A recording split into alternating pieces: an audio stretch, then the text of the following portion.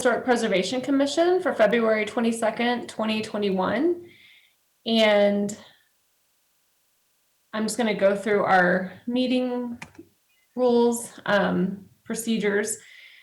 All commissioners will be on video. Commissioners and staff will be asked to click raise hand when they wish to speak. The chair will call on individuals to speak.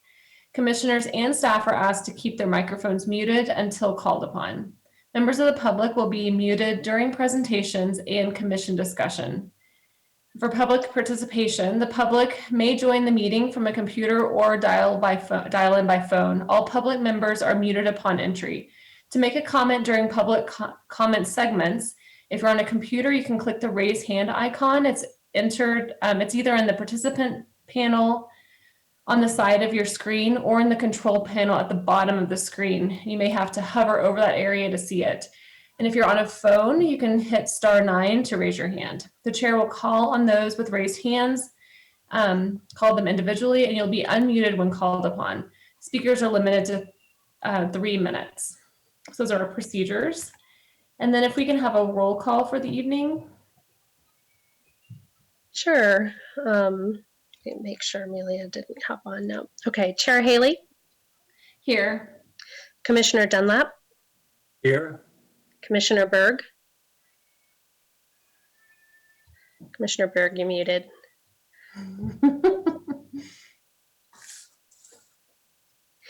Commissioner Keller.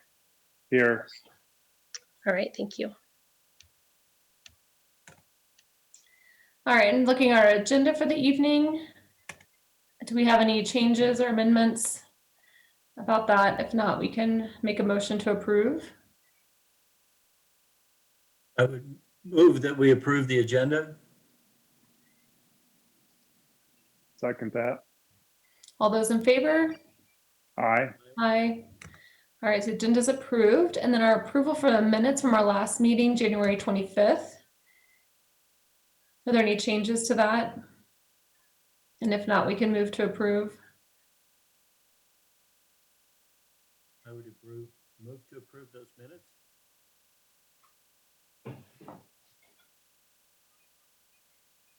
Do we have a second?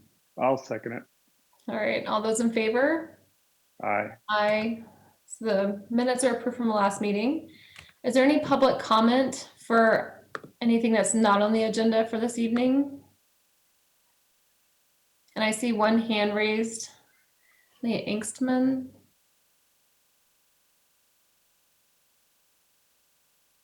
All right, Leah, I think you'll need to, there you go, you should be good.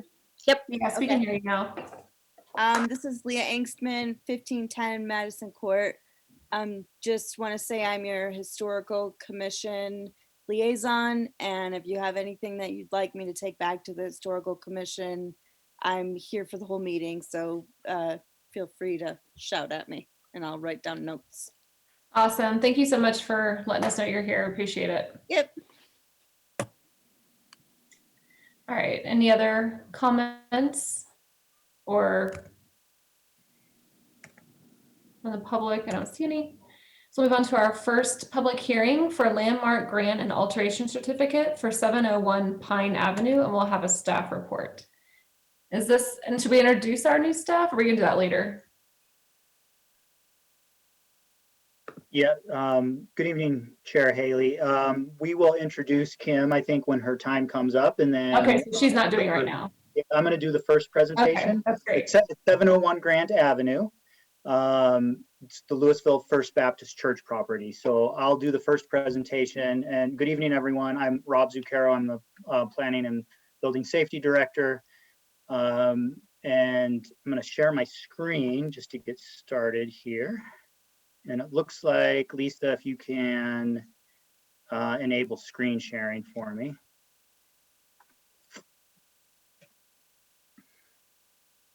All right, you should be good. Yep.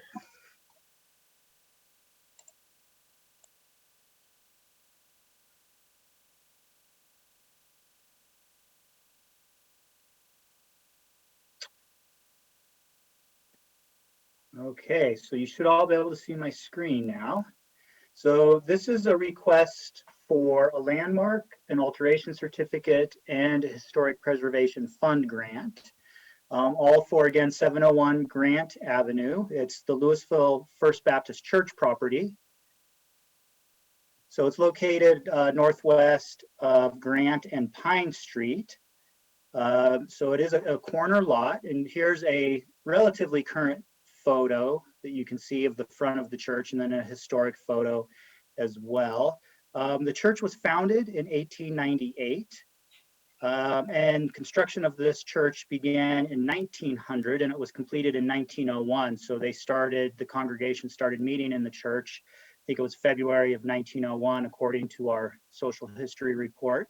And it was used as the First Baptist Church all the way until 1971. At that time, it was sold and converted to residential use, and it's been residential use since that time, and it's zoned residential, so that is the compliant use for the property at this time. Here's just a view of the current conditions of the church. You can see on the east side, the original church building, and then a cinder block addition off of the rear, and then back into the alley. So this is viewing it to the north from Pine Street. So in order to qualify for landmark designation, as you know, the property must be at least 50 years old. It must meet one of the criteria for architectural, social, or geographic or environmental significance, and it needs to meet the physical integrity requirements that we have in our code. So in staff's analysis, it does meet the age requirement. It's 120 years old, being constructed in 1901. For architectural significance, it is a 20th century wood-framed vernacular building. It does have a lot of significant features, unique features for Old Town, such as the bell tower with the spire, high front gable, peaked gables on the cornice of the bell tower, large decorative picture windows with the decorative arches. These are all very unique features for a lot of the building types we have in Old Town. For cultural significance, staff notes that it was serving as the First Baptist Church for 70 years, contributing to the cultural and social heritage of Louisville. And for physical integrity, it does retain much of its overall form and appearance. The windows and the siding appear to be original as well. So it does have a large amount of physical integrity as well in staff's analysis.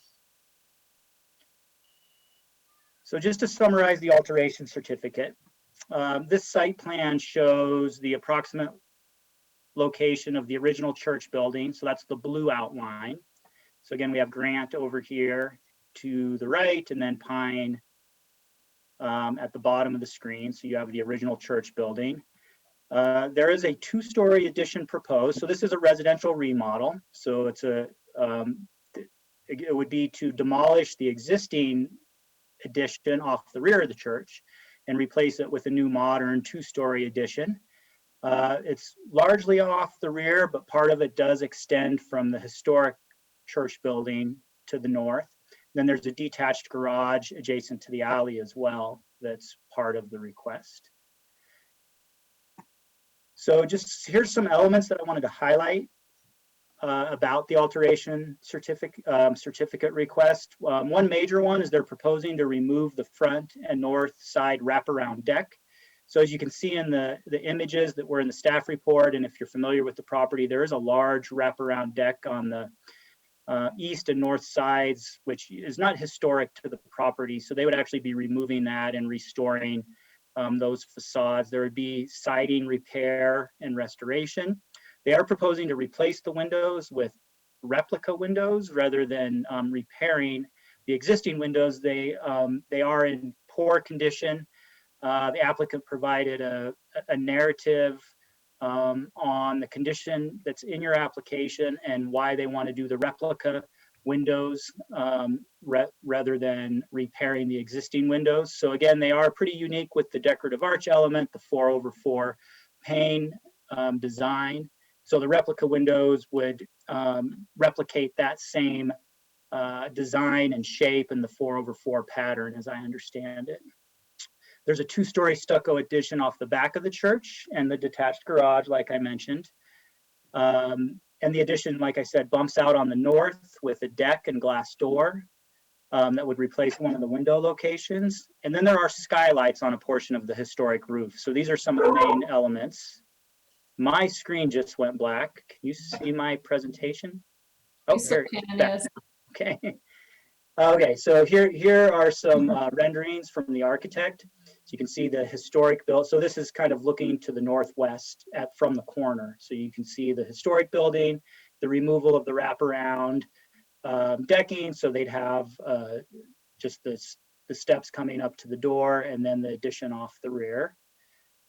Here's a view looking to the northeast. So you can get a better idea of what the building addition would look like from this angle. So you can see the siding and versus the stucco, and then they are bringing down the massing of the building from this view. So they're both bringing it lower, and they are bumping it in to help distinguish the massing of the new addition from the historic church building. Here are the skylights that staff mentioned. Staff did note in the staff report that these could be considered to be moved to the north side of the roof so they aren't as visible from the public view, but staff also didn't feel like it was a significant enough variation that we felt it needed to be a condition, but we actually didn't have time to bring that issue up with the applicant, so we thought we would bring it up at least for discussion if the commission felt that was a significant issue. Here's a view from the north looking to the southwest. So you can really see where there is a bump out on the historic church building. There would be the replacement of one of the historic windows with the glass door and then a deck, but of course a much smaller deck than they have. Staff felt that although this was a fairly big change to the historic facade of the north side of the church, it was really in the least visible area, and it really helped to make this property functional as a residence by allowing this bump out, and again having it further back to the rear. It would really have the visibility would be pretty low, at least from Pine, and then it wouldn't be too significant from Grant as well. So as far as the criteria for alteration certificates, staff wanted to note that in our review, the restoration work is consistent with preserving the overall form and architectural features of the building. That includes removal of that wraparound deck, helping to restore the overall form of the original front facade. Like I mentioned, even with that bump out on the north side, it has the least amount of visibility. And so we weren't overly concerned with that bumping out on the historic facade. Our ordinance does say that you should try to repair a historical architectural feature whenever possible, but if the deterioration is too bad, we can accept replica. And so in staff's review, we did feel that this was a good case for the replica windows rather than the restoration. And we did feel that the building addition is visually compatible. It's adequately differentiated from the historic structure. It has different materials. The massing and scale is set back, especially from that south side of the building where it's most visible. So on the grant request, so here's a summary of all of the major items that they are requesting. As you know, the maximum grant request for a residential preservation restoration project is $40,000. They are asking for $124,047.20 in matching grant funds. A lot of that goes towards the replica windows, which is a major expense. There are a lot of structural issues. This property, there was a basement installed under this property over time, which has led to a lot of structural repairs and requirements for this addition in order to make it functional. So there are some pretty major expenses.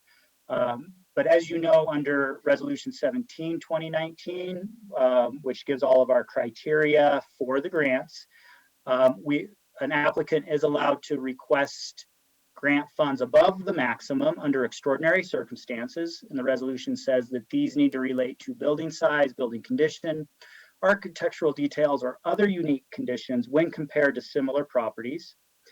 So in staff's review, we noted that the church building is larger than many historic residences.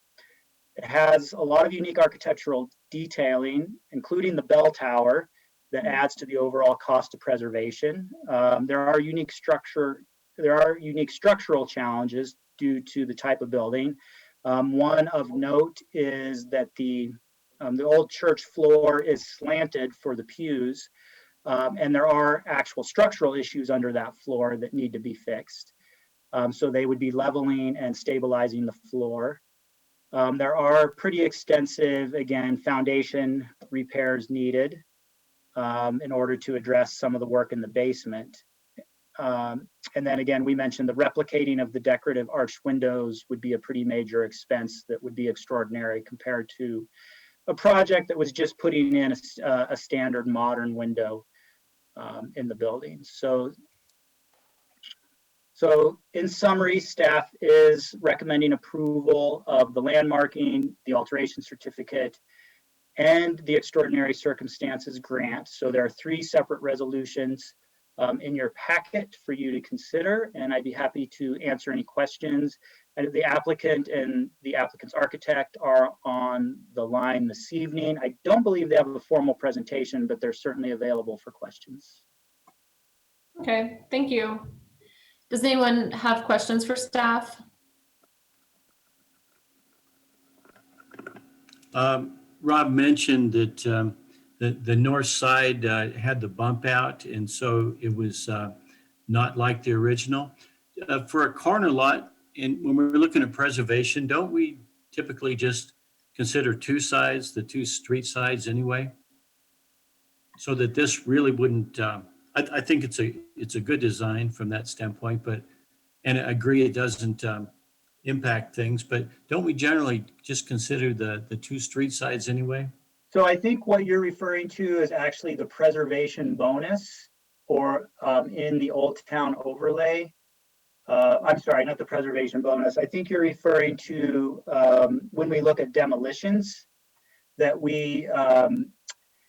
that the street-facing facade is what is significant when we're doing demolition reviews. But when you're looking at landmarking and alteration certificates, really the entire historic structure needs to be reviewed, and any alteration to the entirety of the historic structure needs to be considered under the criteria.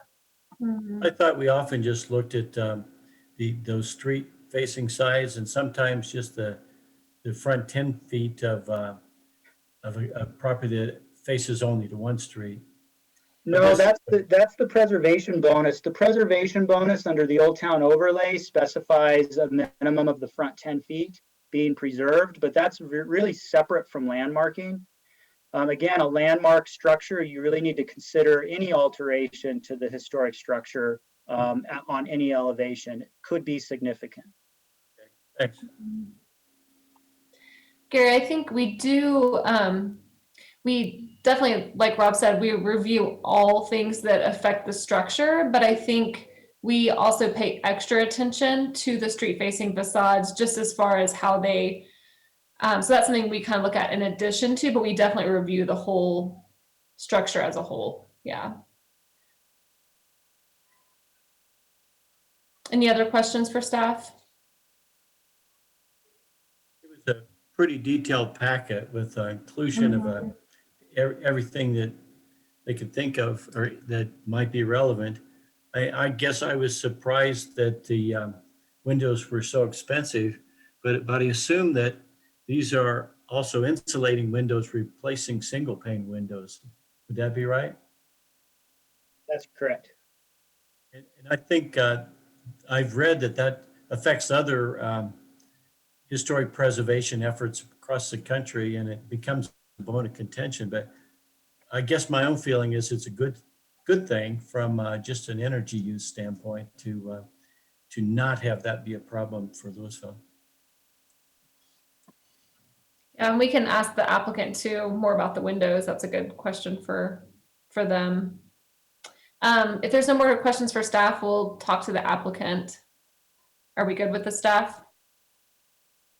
All right, so if the applicant would like to talk to us, I think Rob said there's not necessarily a formal presentation, but you can either present or you can just be available for questions if that's what you prefer. But if you'll just state your name and address for us for the record. I'm here for the Cheryl and Paul. I'm Stephen Barsh. I did the design. 743 West 6th Avenue, Denver 80220.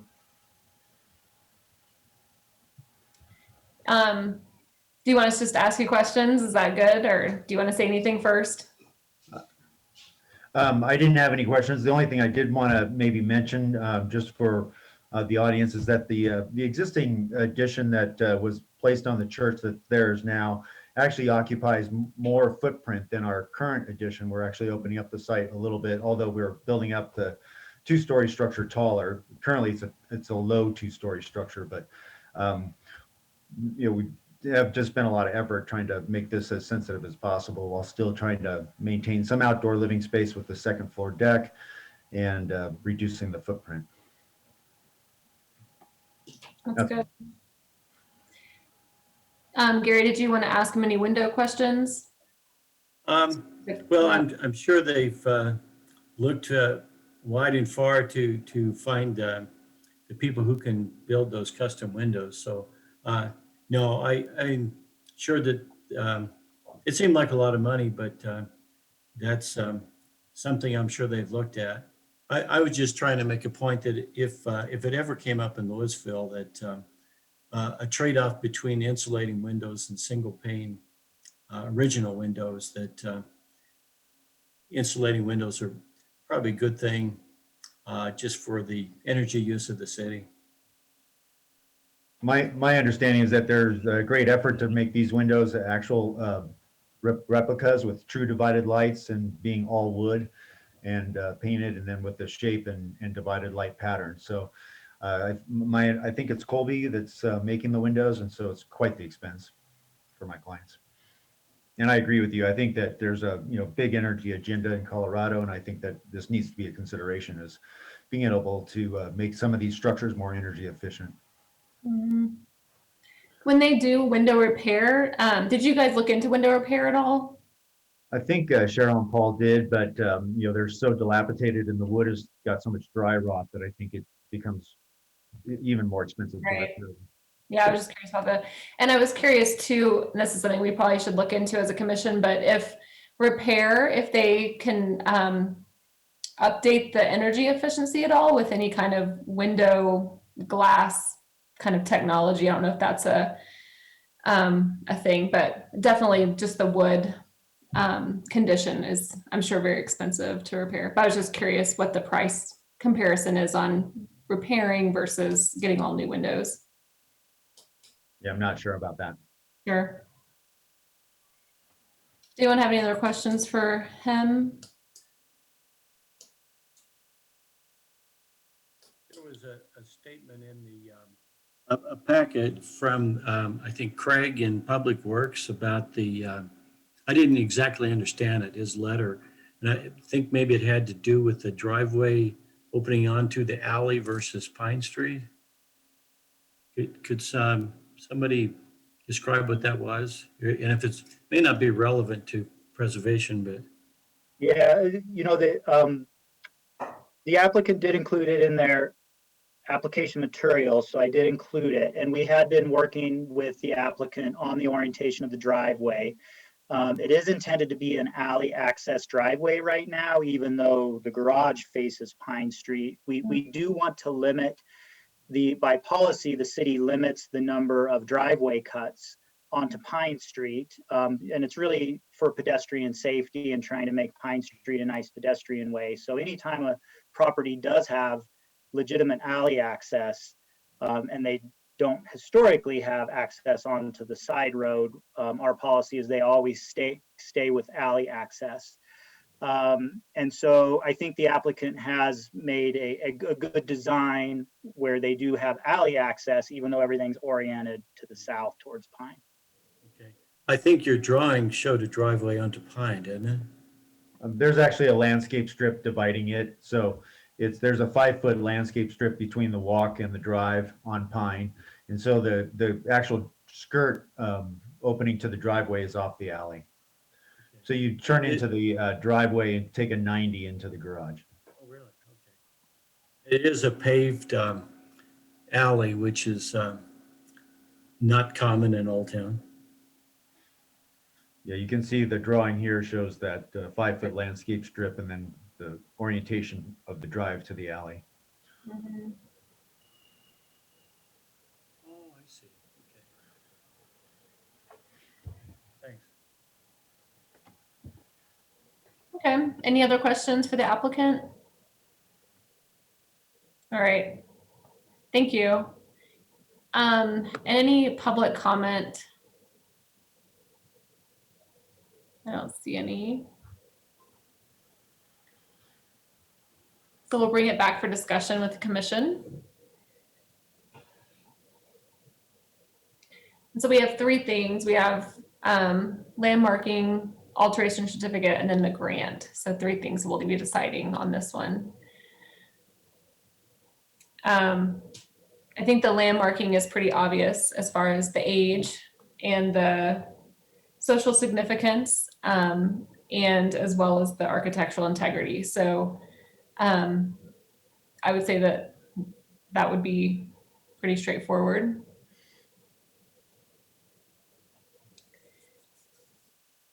And then, and would everyone, does anyone need to discuss that one further? Obviously, we're not going to vote yet, but just any discussion about eligibility.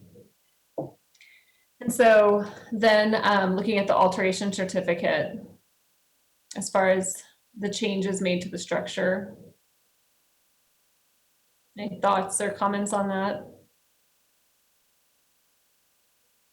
It looks like the combination of the stucco finish and the setbacks properly differentiate the new section.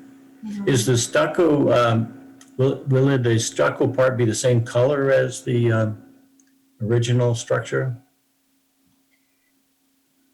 We currently do, I mean, stucco will have its own integral color, which will be kind of an off-white, and then the siding will be painted. They might be slightly different shades, but they're definitely complementary and not contrasting. Okay. And color doesn't really affect anything as far as differentiation, because it's something that can be changed very easily. So it's more of like the material Yeah. kind of thing. So, yeah.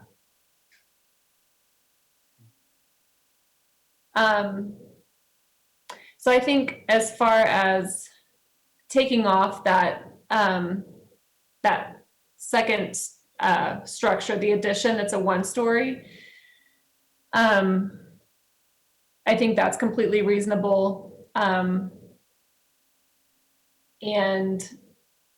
so that's an alteration that I'm fine with as far as just the architectural integrity. And did we have the actual date on that? We probably did in the packet. Yeah, let me look in the staff report and see if we have the date of that addition. I apologize, I don't have it. No, it's fine. I forgot to note it. Do what? I recall maybe 1946, 46. like after Sunday school. Okay. I think there were multiple additions, and there was another one in the 70s that had the bubble round windows everywhere out of acrylic. Right. And so like age-wise, I mean, that would definitely be 50 years or older if it was 1946. But I personally, I mean, one, just the overall condition of that building. I think but as this building has come to us a couple of times, we've seen the inside and just know the overall condition. And I don't necessarily think it's a strong contributing addition. So I'm fine with that, with taking that off. So that's the only, like if someone has any issues with the age of it, that could be, a hang up for someone, but does anyone feel strongly about the Sunday school room addition? I suppose there will be no koi pond in the new addition. I don't know, they might bring it back.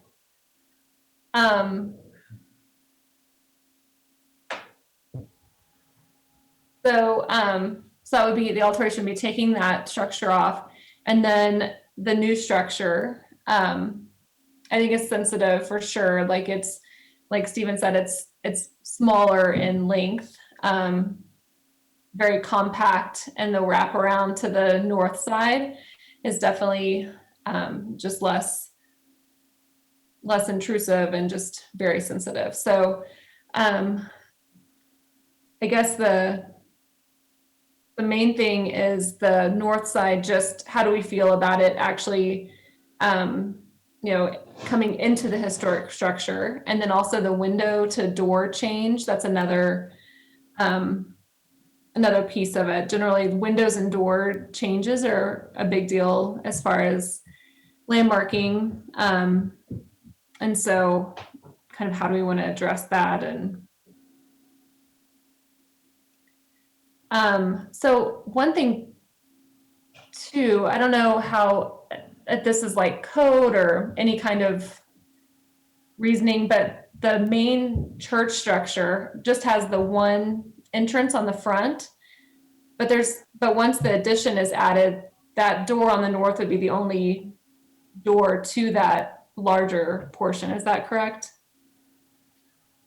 Yes. Well, there's a door off of Pine as well. Right, to the addition. Yeah. But as far as like a door to that main, so that's one of the questions I had too. Is there any kind of code as far as like doors per square foot, as far as, I don't know, fire or anything like that? Just as a reasoning as to why. I don't know that there is, for a residential building. There certainly are egress requirements for commercial buildings like that. Certainly, there's window egresses for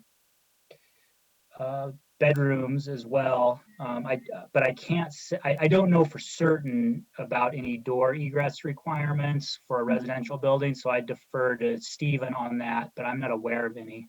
Yeah, I was just thinking, I mean, it's definitely a larger square footage structure than a typical residence. And so just maybe if that's even just a safety piece of just having an additional door, I don't know.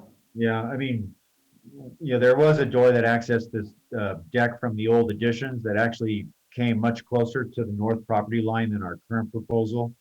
Mhm. But we do have this door on the north side going off to that deck, the small portion of that existing deck that we're going to rebuild. Right.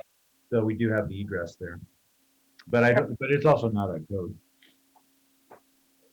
It's not a what? There's no need for another egress out of that main space. We have egress built in everywhere. Okay. Yeah, and my thinking was just because generally we don't want to change a window to a door or a door to a window or move things around, that kind of thing. And so that was my thinking, is just kind of looking for a reason to possibly add a door, if that makes sense. So but I guess for the commissioners, just what are your thoughts about the north side of the building?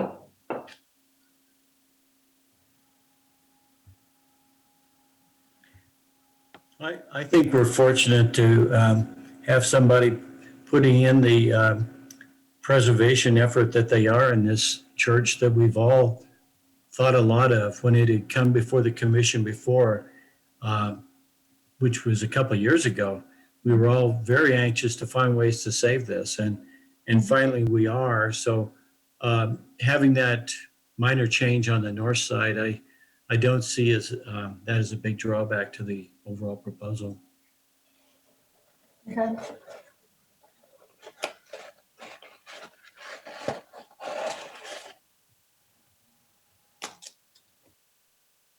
Will preserve this building. And from Pine Street and from the east facing, it'll be great to still have this for Louisville and have it fixed up and make it usable for years to come.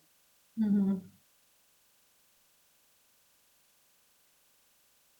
I do have questions about the skylights. Sure. Ready to talk about those? Yeah, go for it. Any alterations?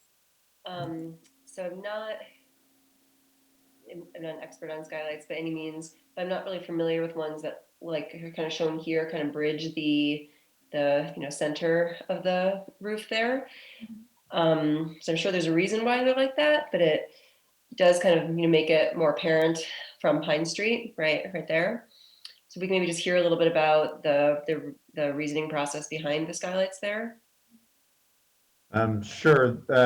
Mostly that is the kind of open two-story stairwell that replaces the old stair and loft that was in that part of the church.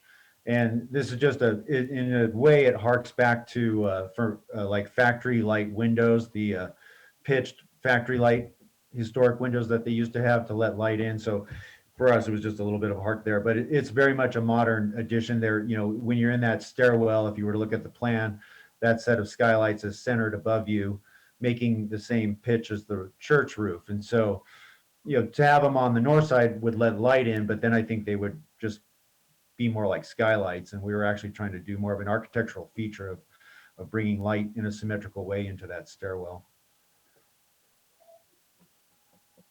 Thank you.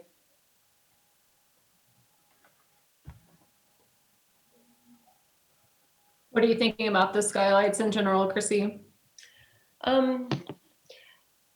So I was just sort of curious, that answered my question, like why they were done like that. And it sounds like there's two reasons, both for the light for the stairway, but also it sounds like, if I'm understanding you correctly, there is some sort of historical reasoning there and architectural reasoning there to tie them, to have them look like that. These are made by AIA Industries in Commerce City that makes these kind of more historic roof lights, and where you end up with a skylight, it's more like a Velux that has a curb and a flashing kit, and it just looks a lot more like a skylight, where these appear more like a roof light. They're lower profile and they're a cleaner look. Will there be that much of a distinction between, like, will they show up that much? Because the drawing's pretty stark, just as far as roof color and how they. Yeah, there I don't think they'll show up as much, just because they'll be dark framed like the windows, and the roof is dark, and the glass will have a UV shade on it. So I think they'll all be kind of dark and blend in with the roof much more than what the drawing shows. Right, because the drawing looks like almost like a blue white. Yeah, Right. we were kind of rushed to get this. We have a rendering that's much nicer, but this is just the CAD drawing, so I Sure. apologize. No, it's fine. Yeah, so I'm looking up on my phone, like, to see what these look like, and yeah, so I've seen these before. They're really cool. They're lovely.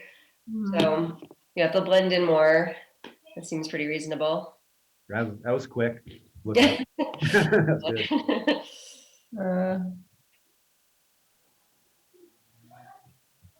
Yeah, and I can imagine just from a lighting standpoint, like, because that whole area is probably hard to get light in because there's just not really window accessibility up there. And I guess my take was like, it's probably not ideal, but it could be reversed if for some reason someone decides like to come back in. We want to be very authentic. We can always take the skylights out, like it's reversible. Yeah, I would note that we are keeping the roof framing, the 24 Right. on center roof trusses, and they're just go in between. Right, More of a surface application. right. So it's not like a Not amazing. structural. Mhm. Okay. So as far as alteration, does anyone need to kind of hash through anything else? I think for me, the door and the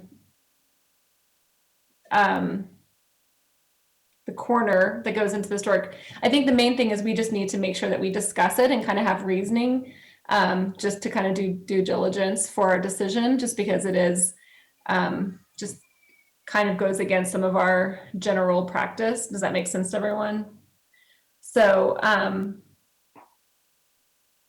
I think for me personally, because it is on the north side of the building and it is very sensitive and it's not, definitely the percentage of the building before that addition happens is well within the guidelines. So I'm personally fine with it. I just wanted to make sure that we're thinking about it and kind of showing our reasoning and that kind of thing. So that's the main reason for the discussion of that part of the building. It's just because it's really the skylights and that section is are the parts that actually affect the historic structure.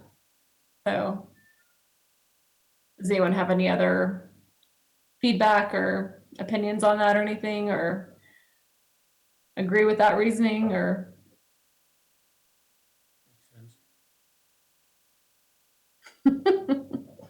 All right. I would agree. I think if it were to be on the south side as well, it would be more drastic. But since the south side is historically the integrity is which is most visible, is maintained, then having it on the north side is more palpable.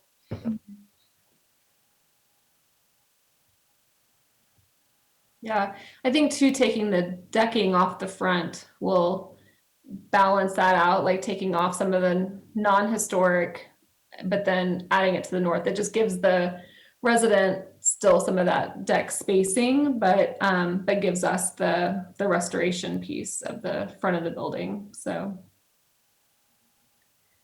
all right. Any other things specifically to the alteration certificate before we talk about the grant? The applicant mentioned that there'll be less coverage of the lot with this design than there was before. Was there a problem in either case with the amount of coverage of the lot? Because with the original church being pretty long and wide, and with the old, I guess, Sunday school addition, there wasn't much of the lot left. Does it still meet the city guidelines? Maybe. Is that that's- Yeah, we did a really extensive review with Steve and Cheryl of the zoning standards. And yes, this final design you see before you meets FAR and lot coverage standards. Great. And that's with the preservation, that's with the landmark bonus. So they are taking advantage of, receiving the landmarking, which gives them a bonus for lot coverage and FAR. And so the lot coverage bonus includes the garage. Is that all included in the lot coverage?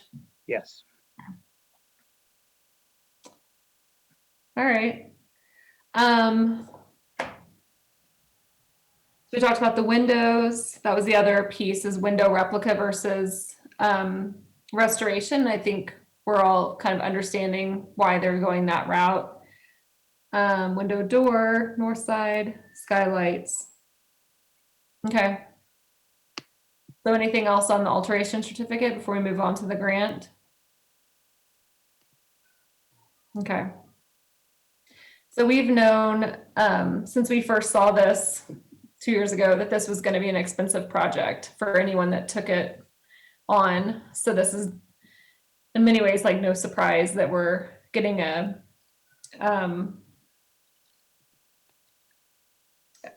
extraordinary circumstance on this one. So our grant amount is 40,000 and they're asking for 124,000. And most of this is for the windows, which makes a lot of sense, and the structural. So those are two, and the size of the building. So those are three very pretty obvious circumstances that we don't necessarily deal with on a residential property. Do you want Rob to pull up the numbers again for everyone, just so we can look at it together, or would that be helpful? Sure.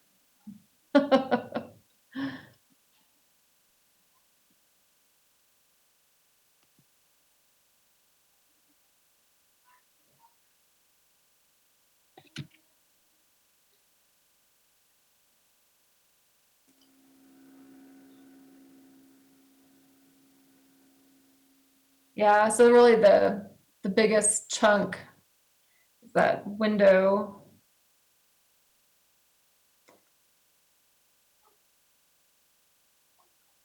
Am I allowed to interject at this point?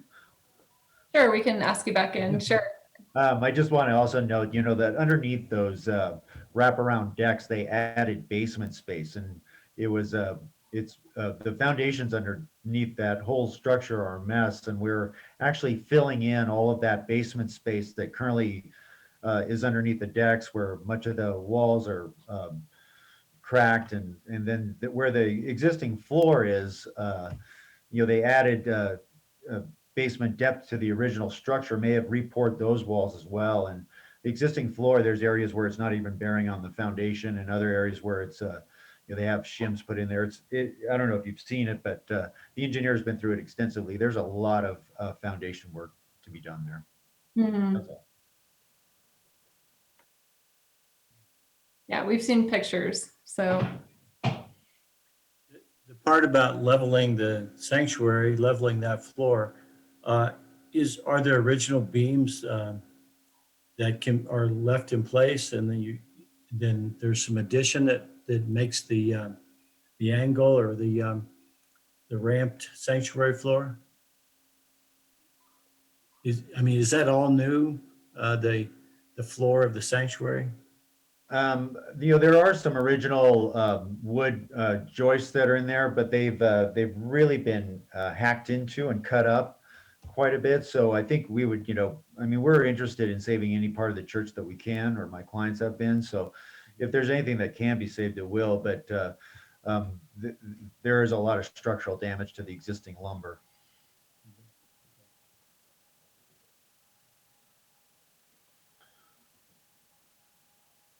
Does anyone have any other specific financial questions for the applicant while he's still here? Any of the numbers or anything?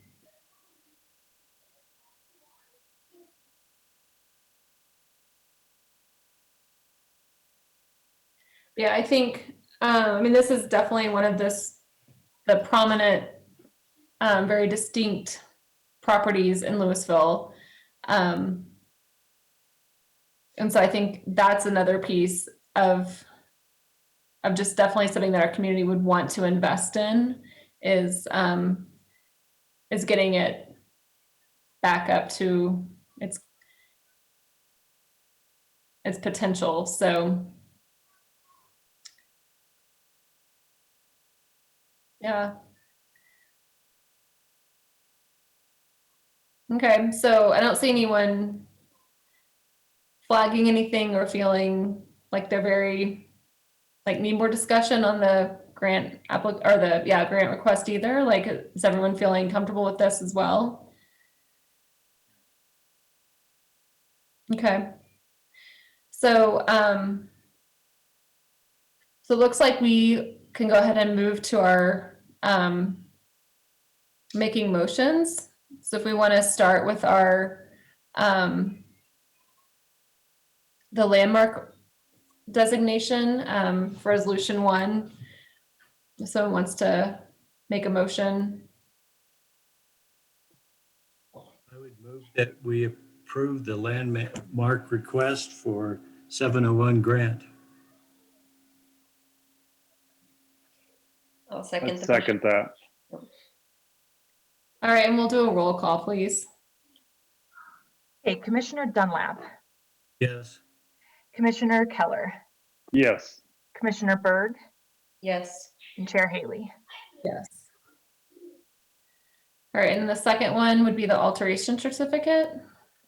Approving the demolition, the addition, and the changes to the structure. I'll move to approve the alteration certificate.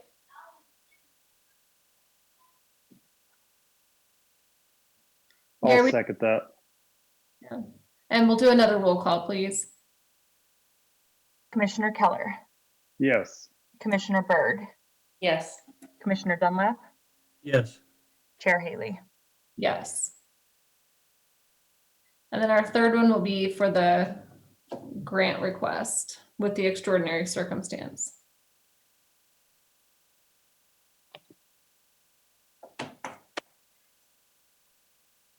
that we approve the grant request for 701 grant.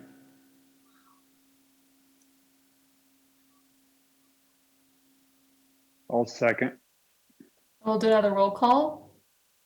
Commissioner Byrd, Yes. Commissioner Dunlap.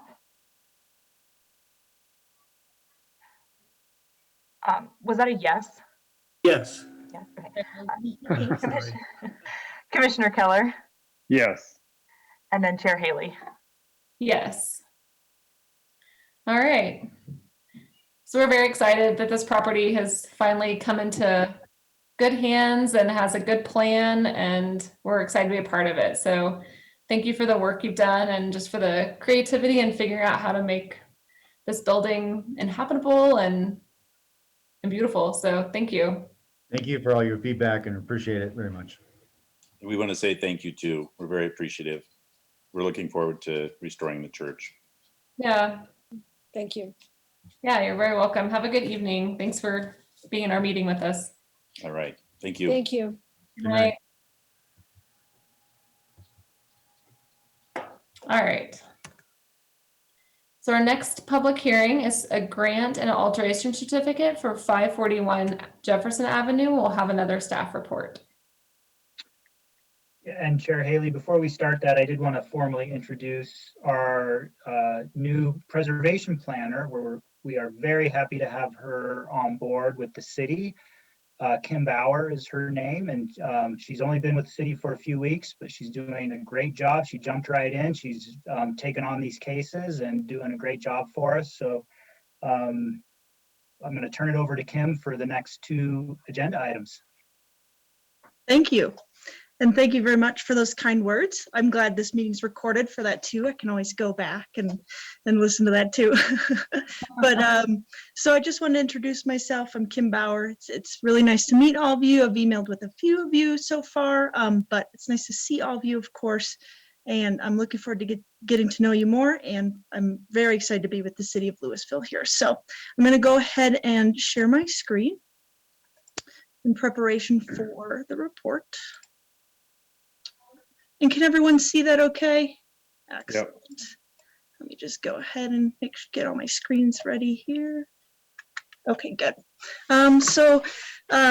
Good evening again. So tonight the applicants for 541, we're looking at two resolutions. So they're requesting approval for an alteration certificate and then a grant in the amount of $35,000 matching. Here is the location of the property. So you can see it there outlined in red, and then a little more of the above, more general area at the star. Before I get too far ahead of myself, I just wanted to give a little background and give everyone a reminder that at your November 2020 meeting, you did see this property before. So that's the evening that 541 was landmarked. And then it was also there was also an alteration certificate before you that evening as well. And just to give some context and give a little reminder, so tonight's alteration certificate would be separate from that one. That one was for, the one you reviewed in November was for the original structure itself. This one would be for the proposed rear addition, which we'll get into. So just a little break there at first. You can see here on the right, the current conditions of the property, and then the left, what it looked like historically, which I'm sure you saw at that meeting as well, from the 1948 assessor record. And then here are a few more of the current condition photos, just there, each elevation as it stands today. The request, the applicant is applying for an alteration certificate, as I mentioned, to allow for a two-story modern addition, which would connect to the existing historic structure by removing the existing rear addition by way of a one-story connection. And what I mean by that, to help review a little bit, so you can see on the screen before you in the dark gray on the right, that would be the existing structure, the landmarked portion. And then this newer portion that's lighter gray under the new construction area is what we would be looking at. And when I mentioned that the kind of connected piece, that's this kind of black dashed outline. And to give you a little bit of an even better kind of view of the floor plan as it exists. Kind of where my mouse is, where you see the bathroom and then labeled, and then the stairway as well. That's the piece that we were talking about would be removed in order for the new addition piece to connect here. And so the proposed rear addition will again result in the removal of this area, the stairs and the bathroom, as I mentioned. But this portion was added later. It wasn't part of the original home itself when it was built. It itself was a later addition as well, if that makes sense. So it wouldn't include the removal, removing this, I should say, wouldn't include the removal of any character defining features of the main portion of the existing historic structure, and wouldn't have any large, material effects on the integrity or anything like that. And then here, I just wanted to give you a view on the left-hand side here. That's the historic original structure as you've reviewed in the November meeting. And then on the right, this is the east elevation of what it would look like with tonight's proposal with that 2-story addition in the rear. For here, I just want to also take a little step back before I dive into the slide before you, and just as I talk a little bit about the proposal of the north and south elevation, just a reminder of some of the criteria we'll be reviewing would be, from our code, we would take a look at if the design, if the proposed alteration would detrimentally alter or destroy or adversely affect any architectural features. And then another thing we would take into consideration for some of our criteria would, of course, be the Secretary of the Interior standards. So we'd look at, is it subordinate or, away from the kind of front? Does it have a recessed connector? Is there similar harmonious colors? And then with the new exterior addition, the Secretary of the Interior Standards suggests that the new exterior additions should be in the rear or a secondary elevation. And so from all of that, just looking at the north elevation, you can see that kind of the connector piece is still 1 story until it bumps up to the 2-story addition. So that kind of subordinate or recessed addition there. You can see the materials called out. The roof of the proposed addition has the standing metal seam, and then the exterior kind of siding is a smooth stucco that would be a harmonious color to the original structure, though of course differentiating it from the historic piece. So we see that it's kind of in line there. Similarly, looking at the south elevation, a little bit different in terms of its view. What you're seeing there would be some windows, but again, we subordinate, it's set back. These large windows aren't on the east elevation; they're on a side elevation or a secondary elevation. So we would take that into consideration as well. But then just to take, got ahead of myself. These pictures now you see in the slide before you are just some other views of what we just saw, but the one at the top I think shows really well. You can see where the connector isn't even the full width of the historic structure, so recessed on the kind of side yard as well. Moving forward to a few just specific criteria that we would look at from our code.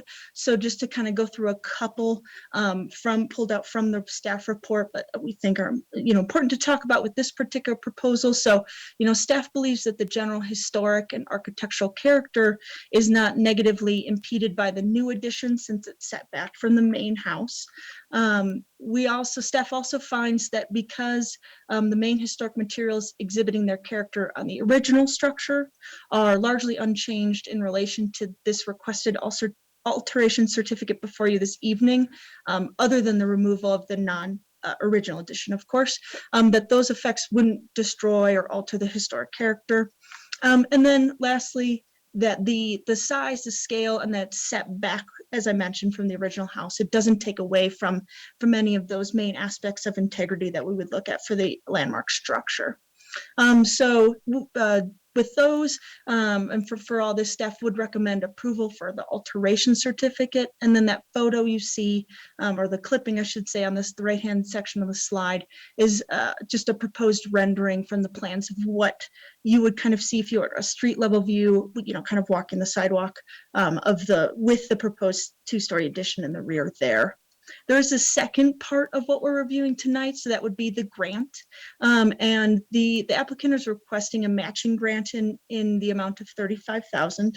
And then just a reminder again that this grant request would just be for the original section. So the landmarked piece, it wouldn't be for the proposed 2-story modern addition in the rear there. So just to make that clear again as well. So just as a reminder too, I put before you in this slide just some of the things that we typically look at, what we are eligible or what we typically fund with the grant monies, some of the projects that we would do, and then moving forward, outlining what is being requested with this particular grant. So you can see that they fall in line with what we typically look at. The drainage and grading you see is to help fix some of the grading that exists so that it doesn't deteriorate the existing structure, can pull away from the house, removing the non-historic stucco, and repairing and replacing the existing historic siding that's underneath, restoration or replacement of some of the trim, and then of course the windows and doors, which would be a part of what you reviewed in your November meeting. But all told, that would be a total of $70,000, so the matching portion would be the 35 we've been talking about here. And so with that, with the alteration certificate and the grant, staff would recommend approval of Resolution 4 for the alteration certificate. We would recommend approval of Resolution 5 before you this evening for the grant in the amount of the $35,000. And I'm happy to take any questions you all have. All right. That was a great first presentation. Thank you. Does anyone have any questions for her? Easy questions. Just kidding. Yeah, I think this looks pretty straightforward for me. Does anyone else have any questions? I guess I would. When this originally came before us, the proposed design here for the original part takes it back to the original property, and not to, I think the stucco later version was still historic, given the timing it had. So we had a lot of issues at the time with whether this really matched up with the Department of Interior standards to, yeah, that's a great picture, to go from on the right to more or less looking like it was on the left, but that maybe there were originally 3 windows there instead of 1, that sort of thing. So we did have we thought it was a good choice to move forward with that, even though it's a stretch to make it match up with the Department of Interior, preservation standards. It seemed like kind of a stretch to us. So I wonder, since that's not exactly what's proposed in the alteration certificate, is that a problem to us? Because we landmark it with one design, but then the alteration that's proposed here is a different architectural design. Yeah, and I think I have a couple answers, and forgive me if I misinterpret the question, but one thing I'd note is that so with the photo we're looking at on the right there, the current conditions, that stucco, I believe it was installed in 1997. So that particular stucco on the original portion of the house is actually not historic. And to our knowledge from what we found in the HSA, the Historic Structure Assessment, the siding that would be that will eventually be what you see on the main portion of the house, or the original structure, is existing, and so it's underneath the stucco you see today. So there may be some spots that need to be repaired, but by and large it will be restored essentially kind of as it exists. And then if you're kind of talking a little bit about the stucco on the new part, I think that's a good question as well, and how we would look at it, with the Secretary of the Interior standards, as you mentioned, we would look, it's new, so it's new stucco on a new proposed addition. And it typically, when you view it in the context of historic preservation and those standards, it's actually typically what do I want to say, preferred, because it's not trying to replicate the historic piece that's there. It's not trying to be the exact same as what is historic. So if you're, say, walking by or you're a neighbor, you can tell that's the original portion, the historic portion that's landmarked, and then there's the new portion that would be separate. So if that makes sense, I don't know if I answered your question fully, but that's kind of what we would look at. Yeah, it may not even be one we can answer, but sort of the issue is that what we're considering historic didn't really exist in terms of what it is right now. So we're recreating rather than restoring, but to an original design. But then the plans that we considered at that point aren't really the same as the plans we're considering today. But since it's an alteration on the back of the house, maybe it's really not that relevant. We did pass judgment on the change for the front of the house in the November meeting. Well, and actually, and I'm sorry, you had asked that originally, and I skipped over that portion. So tonight is, you're right, the alteration certificate is only for that rear piece. But in the November meeting, the front historic original structure, that there was an alteration certificate reviewed for that. So you're right, I kind of skipped over that, so I do apologize. But so kind of some of those renderings you see, that alteration certificate has been approved, which is why the renderings look different than what's existing out there physically today. So that alteration certificate was approved in November. And then today, you're right, we're just looking at the back. So the rear new proposed addition, it would be the alteration certificate this evening. Yeah, that makes sense. Okay. Typically, most patterns, we don't have two alteration certificates. We have a landmark and That's right. Right. And it's confusing, Gary, too, because the grant doesn't go along with the alteration certificate. So it is pretty confusing for sure. So Good questions. I apologize if I wasn't super clear on that. no, it's good. So is that all cleared up then? Those are good questions for sure. Thanks. Mhm. Any other questions for staff?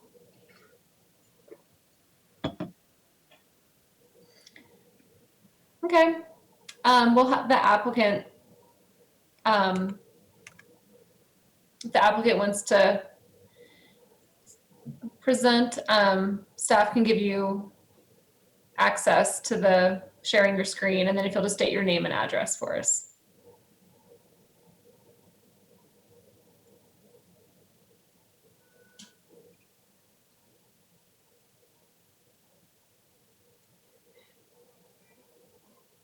All right. Hi.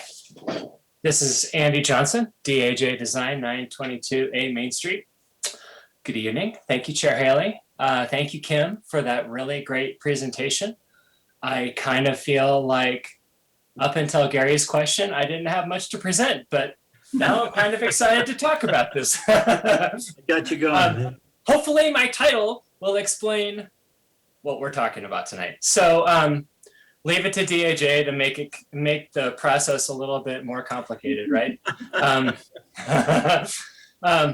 It's not intentionally complicated, but I think that the group can probably understand that, you know, going through the landmark process and making sure that we're all on the same page as a first step, especially with that first alteration certificate that we reviewed a couple months ago, was kind of an important step. We had a lot to talk about. We had a lot of things to kind of figure out, you know, if we're all on the right path. And since we all agreed that we were, and we got past that, I'm just gonna ask everybody to suspend their disbelief and imagine this building as if we've already built that first part and we've created exactly, you know, what we presented a few months ago. So just for your benefit and not to reiterate what Kim already did, you know, obviously this is the building in its existing form on a much sunnier and less snowier day. And then the historic image with the original highlighted in red, site plan as it is now, floor plan as it is now color coded with the different iterations that we have determined through the historic structure assessment. And the red being really the primary building that we're focused on. The orange was a kind of a mid-century addition. And as Kim noted, the rear part of the building was definitely added on later. It's a little bit difficult to tell since the 1990s addition did such a good job of kind of wrapping the building all together into one. But we do know that the bathroom and those stairs were added at some point later on. These are some diagrams that I presented to you before, showing historic building versus additions that were made later on over different periods of time. And then a couple things that we uncovered during the historic structure assessment, indicating that we're pretty sure that that clapboard siding is hiding underneath that stucco siding on that original building, and we have full intention to restore the existing siding and only replacing what we need to, or only repairing what we need to. So we're really excited to dig into that. We haven't had a great opportunity to do that in the past because this siding is typically so far gone that it's difficult to do, but we kind of think that maybe this might be in better shape than what we typically find. Okay, so just to go back to what we had talked about a few months ago, we are removing that kind of octagonal front bay. We are kind of lopping off the front, and we intend to sort of correct the front of this building as best we can to be a little bit more historically correct in terms of how we deal with the front elevation, giving priority to that original building that's on the right side of the current structure. So comparison of the front, looking at our design, looking at the existing, I think we all agreed, that this is our preference and we move forward on it. Elevational view. So, and then a couple of views around the building. Okay, so looking at the existing site plan as it is now, what we're proposing to do is removing a portion of the building towards the rear, which you do not see from Jefferson, and we are uncertain at which point it was actually added to the building, and then replacing it with a one-story over part of the existing foundation, adding a little bit of new foundation, and then really looking at adding this two-story addition kind of at the midpoint of the site. So this is a 125-foot deep site, a typical depth for an Old Town lot. And the choice was to push back the addition as much as possible, and it did a couple really great things.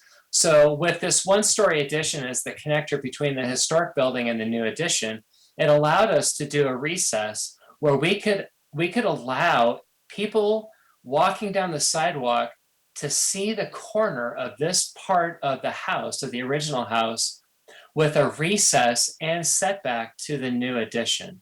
And what we felt like that did is it really allowed us to uncover and show as much of that original building as possible. We don't know if past where they had added on the stair and this bathroom addition, if that old clapboard siding even exists, but where it does, we're going to uncover it. And so we're really excited about that. And it also created a recess on this really narrow site to hide some of the mechanical units out of view, and also a little bit out of that earshot of the neighbor and also the occupants of this building. And then, we really developed like this really nice landscape plan for the back of the property, given that it's such a small property, probably one of the smallest I've ever worked on for a residential property in Old Town. It really kind of needs to take advantage of the site and almost create like outdoor rooms rather than lawn or backyard space. You'll notice that we do have a one-car garage plus studio planned. However, that is not part of what we're considering tonight. I will show it, but it's only for reference, and there may be some fluidity to whether or not that is 2-story or 1-story or what the design is. So we're really only focused on the historic building and then the addition to the house. Looking at some of the plans, starting with the basement plan, I'm going to show a dividing line on each one of these plans, and it's going to look the same on each one, showing the difference between historic and new. You can see that even though I'm dividing that line right here, we are using part of this existing foundation for that new addition. And you can see that color coded in red here. Now going to the main level plan, far right being historic, showing the dividing line between historic and new. And then going up to the second floor, and then looking at the lower roof plan as a part of the whole drawing, and then showing the division between the two. So what we're really proposing is this gabled roof form connecting the historic building to the new. And then the roof plan showing the roof of the entire project, and then the division between historic on the right, new on the left.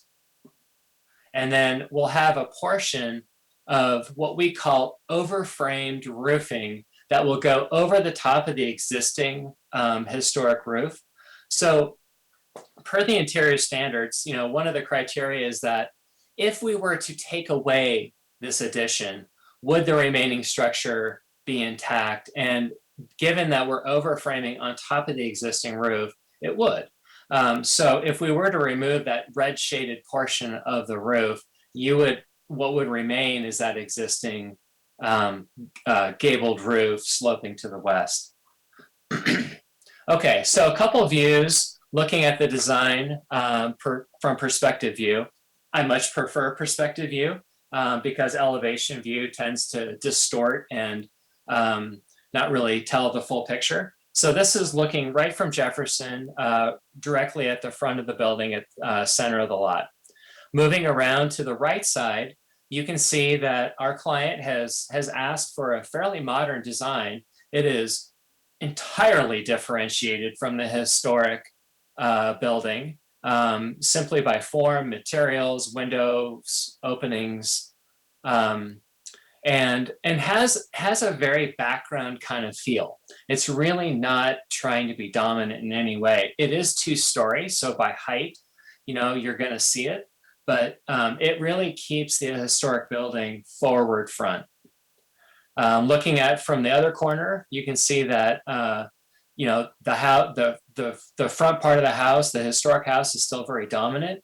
And in fact, from this view, given the mid-century addition that was added to the historic building, it actually kind of clouds a lot more of that building in the background, the new building. So this is from the alley looking at the garage.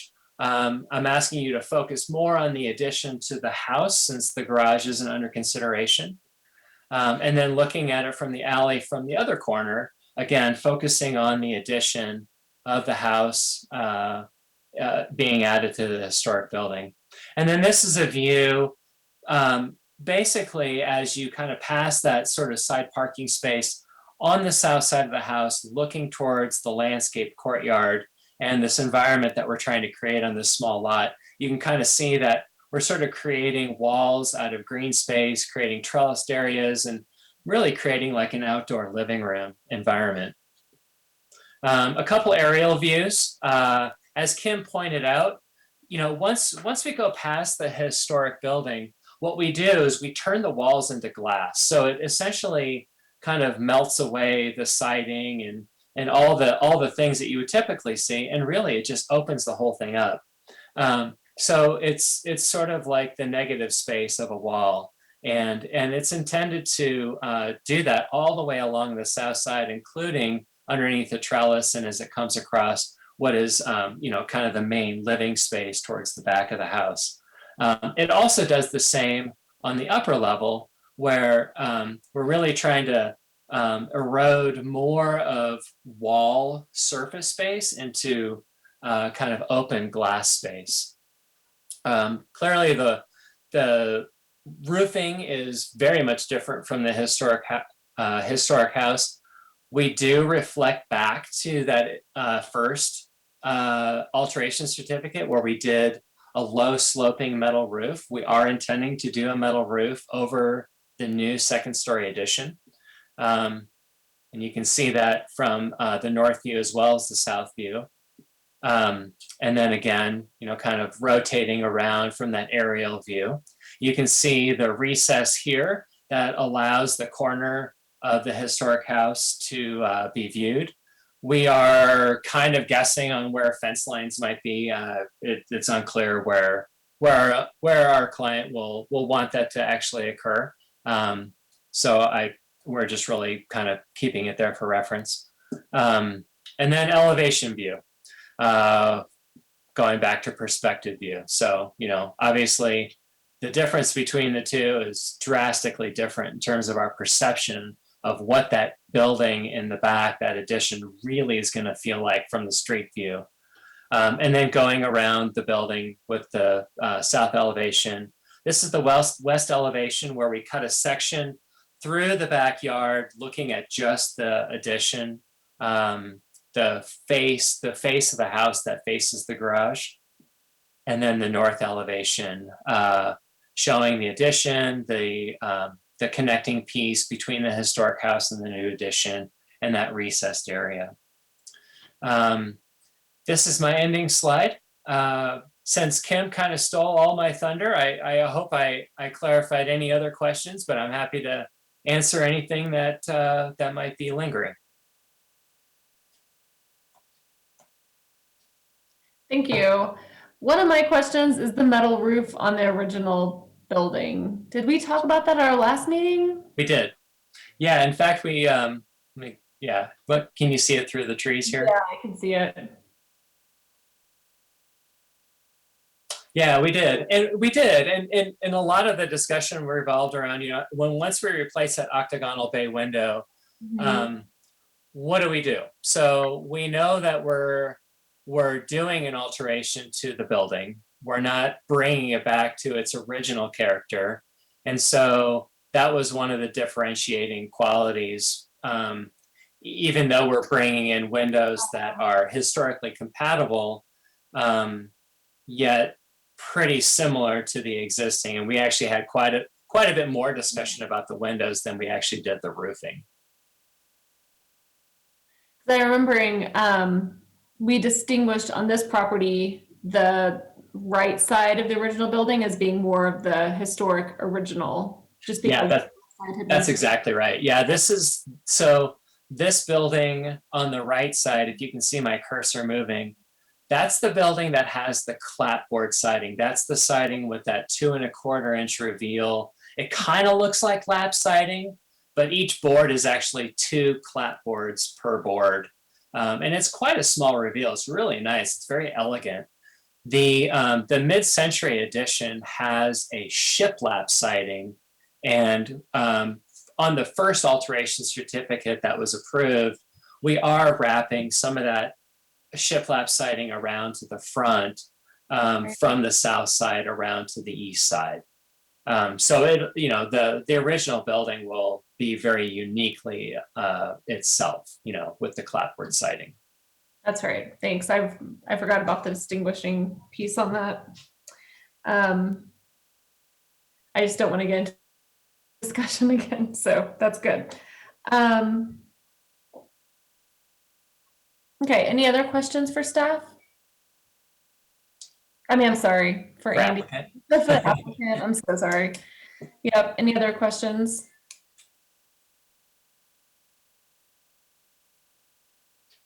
Okay.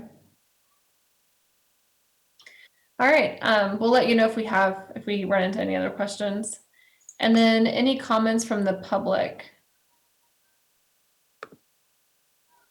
Checking the comments. I don't see any. So we'll bring it back for discussion.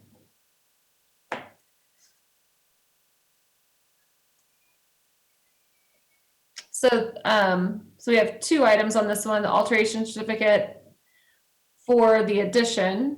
And then the second item will be for the grant request for the restoration work on the original structure.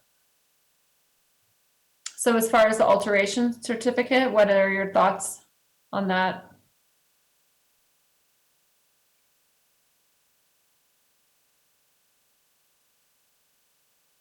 It seems appropriate.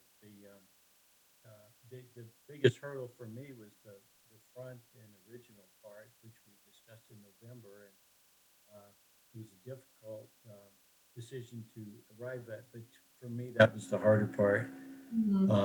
The separate part for the alteration certificate, it's a better addition than some of the proposals we are seeing,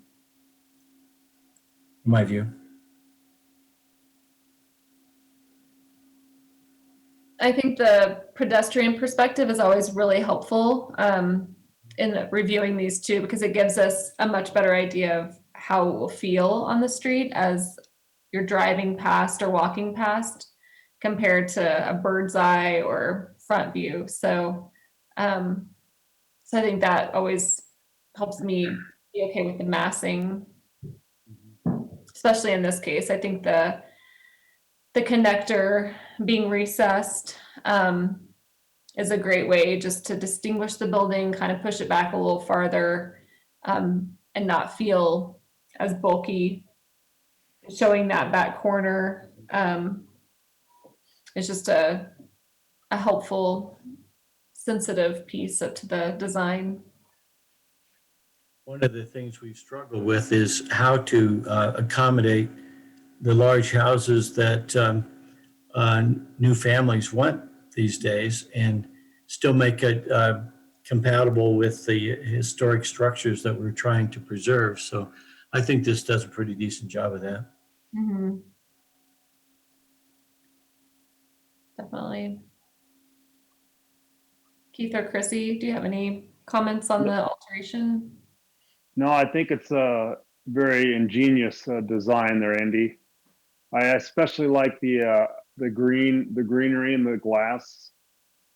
I think it's going to be a great addition. Thanks, Keith.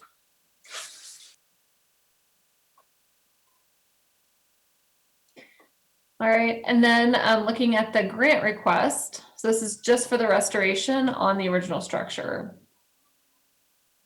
So I think this definitely meets our requirements. It's all things we talked about in November, and definitely within the budget of the grant. So, does anyone have any comments on that? Any feedback? Nope, sounds very reasonable. Okay. So on this, I think we're ready to make motions if unless anyone else has anything else. So we'll do the alteration certificate first for the addition. Chair Haley, did you do public comment? I may have missed it. I did. I asked, and there was Sorry. no. Yes, Sorry. thank you. A lot of times I do forget, but I did do it tonight. Thank you.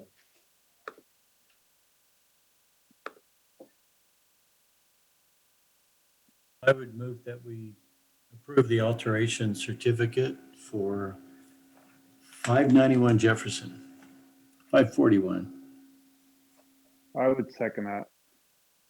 We'll do a roll call, please. Commissioner Dunlap, Yes. Commissioner Keller, Yes. Commissioner Berg, Yes. Chair Haley. Yes. And then our second will be for the grant request for the restoration work. I'll make a motion to accept the grant request for 541 Jefferson. I'll second that. And we'll do another roll call, please. Commissioner Keller, Yes. Commissioner Berg, Yes. Commissioner Dunlap, Chair Haley. Yes. All right, so maybe we'll see you again with this project. I don't know. Any other- Probably not. I think that was our last stop. Thank you. No, but it was a great project. We appreciate the work you've done on it, and it'll be exciting to see it. So thank you. Thank you for the feedback. Thanks for the good process. All right.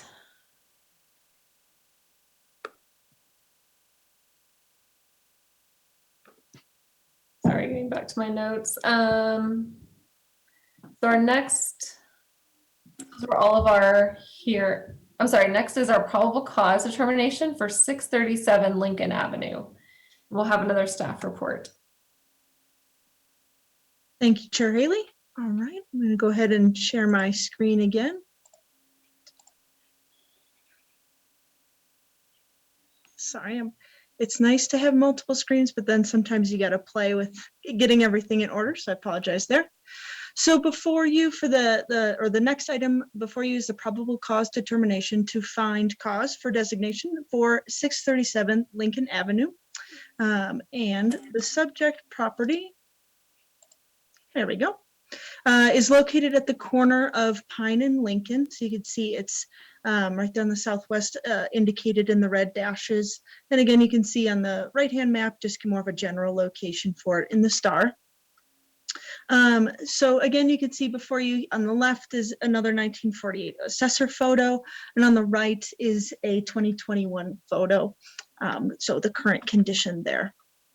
A couple more photos. So the one on the left is looking southwest, kind of from across the street, so you can see the whole structure. And then on the right, you can see it. That's the south elevation. So you can see some of the decorative pieces in the gable returns and the columns there. So just as a reminder, what you'd be looking for, of course, at the landmarking stage would be if the property is 50 years old, and if they meet criteria set forth in our code that would look at the social, architectural significance as well as the physical integrity. So breaking those out for it being 50 years old, the proposed, or I'm sorry, the general building date is circa 1900, so it'd be approximately 121 years old, so it would meet that. And then for the architectural significance, so just taking a look at some of the other more specifics, breaking it out. Staff would believe, or does believe, that it meets the criterion. Like many homes of this time period, it's a folk Victorian. So we've seen many of those, not only in this subdivision, but in other places in town. And even though it embodies a mostly vernacular style, it has some of those elements I just briefly noted, with the Tuscan columns wrapping around the porch, decorative shingling in both the gable we saw on the south side as well as on the east elevation, and then gable returns, so a small decorative piece. And then what we, from what we can tell at this point with some of the documentation we have, is that it's mostly original windows and then original siding as well. For the social significance, staff believes it meets the social criterion set forth from the code through its association mainly of two residents. First, we know of Edwin Carveth. So while he died before the business started, he was a part of the planning for the creation of the Carveth Bros and Dalby business, which I've put the photo here. That business was a long time at the was at the 801 North Main for a long time. Pardon me on the misspeak there. So you can see this is the State Mercantile Building on Main. And if you can kind of tell, I know the photo, the way I enlarged it, it's not the best quality, but you can see on the painted sign up top saying Carveth Brothers and Dalby. So we know that Edwin, again, who's a resident at this location, had an association with that. And then we also know from records and history that it was once home to Herm Fausen, who was the mayor of Louisville from 1986 to 1992. So it meets social significance in that way as well. For the physical integrity, we believe it does retain a high level of historic integrity. Includes, it's got its original setting, its location, the design, feeling, all those aspects of integrity are still remaining again, in a high way. So it meets those aspects of the physical integrity as well. I have before you on this slide, just if, you know, as part of the landmarking process, typically we look at the preservation master plan. So it does meet some of the goals or the objectives set forth there. So we included that just in case, but should that move forward, we do have probable cause for that as well. And therefore, staff recommends HPC finds there is probable cause for landmarking for 637 Lincoln Avenue under the criteria of our code. As a reminder, the current maximum amount available for a residential HSA is $4,000. And HPC may, of course, by motion approve or deny the findings this evening. And with that, I'm ready to take any questions. All right, thank you. Any questions for staff? I think your report mentioned that, well, I always call that a widow's walk, the little structure at the top, but that isn't mentioned there, but that there was a second one in town? And that Yes, they were more common and then? I'll go back to the photo. If you can kind of see on the right-hand side, I believe that's that top piece kind of where I'm circling with my cursor. There were other locations. I apologize because I'm forgetting the exact addresses off the top of my head, but in research of just looking at, you know, some of the research we get from the museum, as well as just looking at some other of the state inventory forms, they mentioned that there were other homes, and so the plural definition, I would think a couple others at least, that would exhibit something like this, which wouldn't be necessarily too out of character in terms of it being the full Victorian, a popular style, a great way to add some, you know, decorative detailing without being too expensive at the time of build. So yeah. So they have no functional purpose, you think?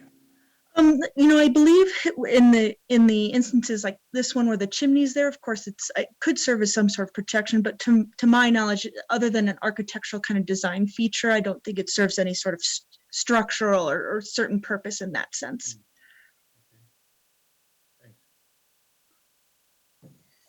All right. Any other questions? And is the applicant here this evening?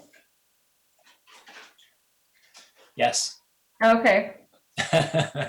So over to you. So just state your name and address. You know the drill. Hi, this is Andy at DAJ Design, 922A Main Street. I'm sharing my screen. I cannot express how happy I am to present this building.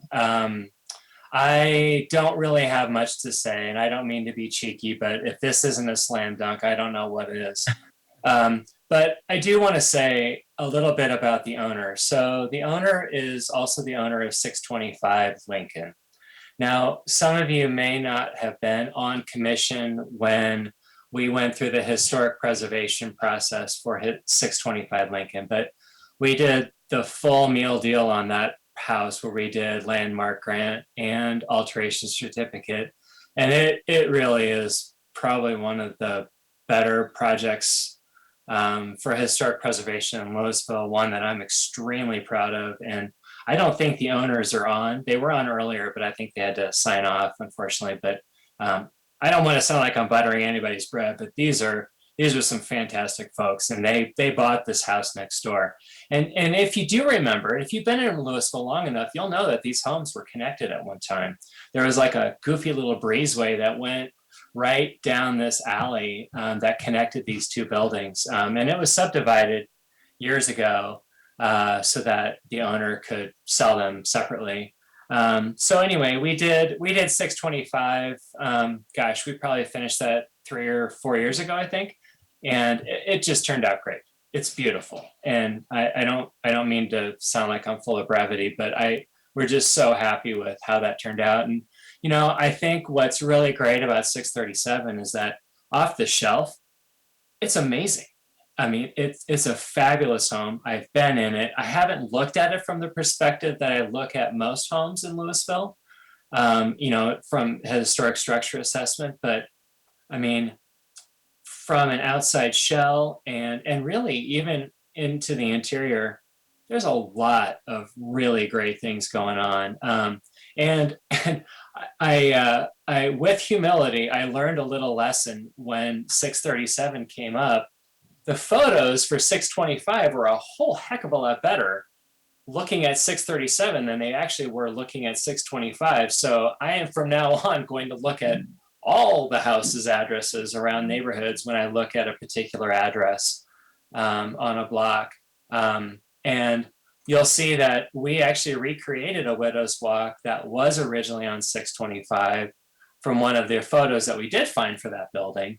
However, you know, Widow's Walks weren't always that common in Louisville. A lot of them just had that flat cap and really had no indications of any structure being added to it. So it's kind of cool that these two homes being located so close together and having so many similarities, you know, get to be under single ownership again and also looked at through the historic lens and really appreciated on that deeper level. So not that I need to keep talking about it. I'm just so pleased to be able to present and talk about this and be a part of this project. So happy to answer any questions if you have any, but I think that this is a pretty straightforward one.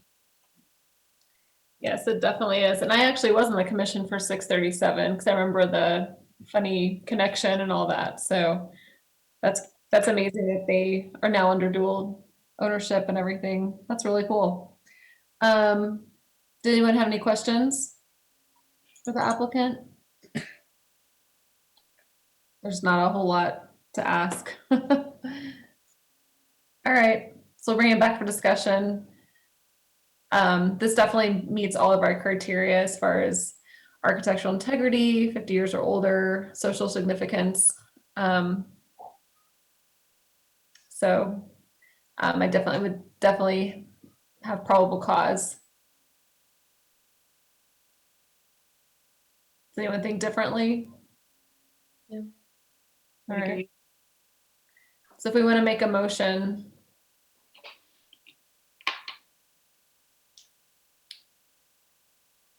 I'll make a motion to move forward with the probable cause determination for landmarking for 637 Lincoln. I'll second that. All right, we'll do a roll call. Commissioner Berg, Yes. Commissioner Dunlap, Yes. Commissioner Keller, Yes. Chair Haley. Yes. So yeah, so that will start the HSA so we can get a better look at the house, and then hopefully the applicant will be on the way to landmarking. So that's a great addition, potential addition to our landmarks. So thanks, Andy.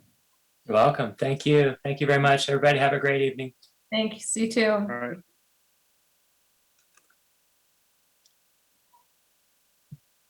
All right. So now we have items from staff. Our next item. Thank you, Chair Haley. I will go back and just share my screen one more time here. And so what you see before you is just a subcommittee update as part of our, that was in the packet as part of our staff update.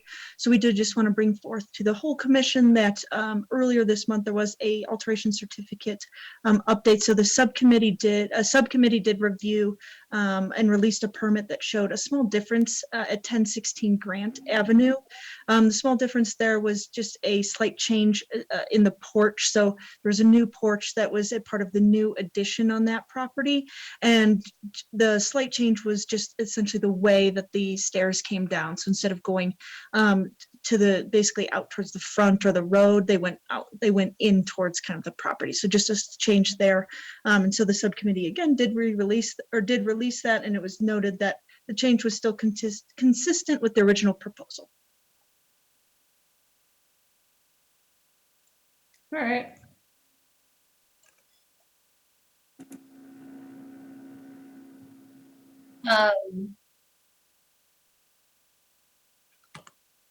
Yeah, so I think we're through all of our, and I'm just kind of tagging on, I think we're through all of our funny scheduling with all the holidays, is that correct? So we made it through all of our Monday shifts for the year until Thanksgiving. So So that's the only other kind of staff something that you might need to, so I think we're good. That's right. Yep. And I just shared the screen showing the upcoming schedule. I apologize. No, Not you're going one more totally slide. And yeah, so as it stands, the next 3 months, March, April, and May would be at their typical normal time and evening. That's awesome. Thank you. All right. And then any updates from the commission members?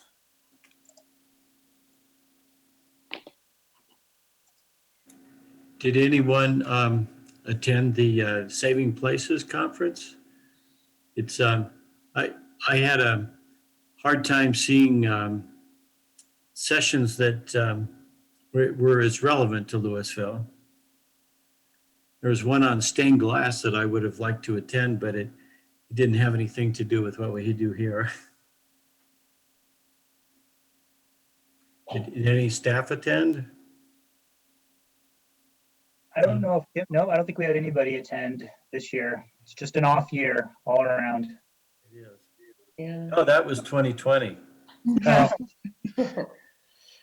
Yeah, I was interested but unavailable, so it's something I would be interested in doing next year for sure.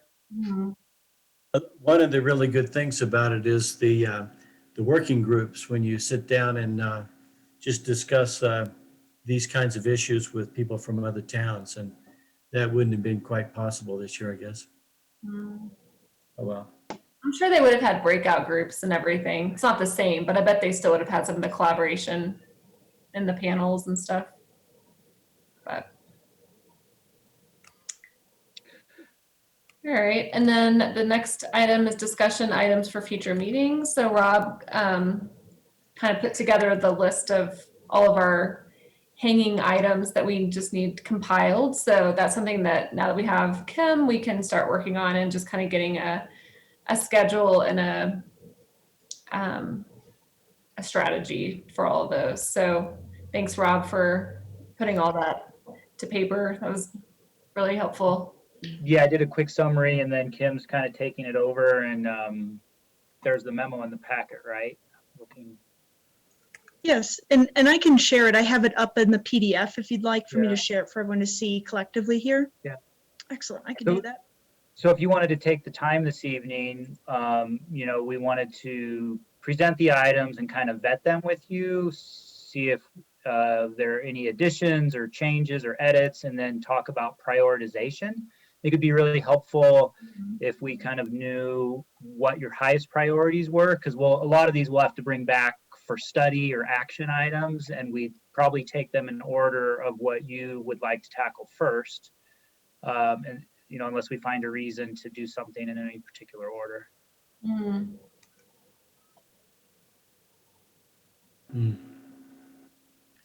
really And you can- appreciate you doing this. As you know, this has been a hot button of mine so that we don't forget some of these things and we can, make some progress on these. So this is great.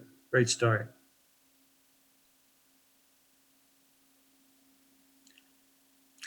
How do you think we should prioritize these? Because part of it will be, not only availability of the commission members, but also availability of Kim.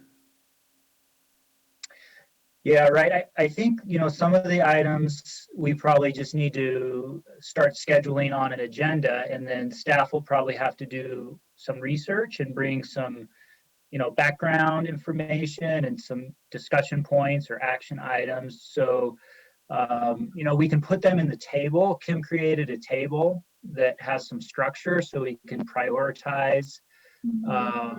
And then, we can put other items in there. So if you think the list is complete, I guess one of the things we could do this evening is, if anybody wants to be bold and suggest, these 2 or 3 things might be the highest priority, we could certainly start working on those first.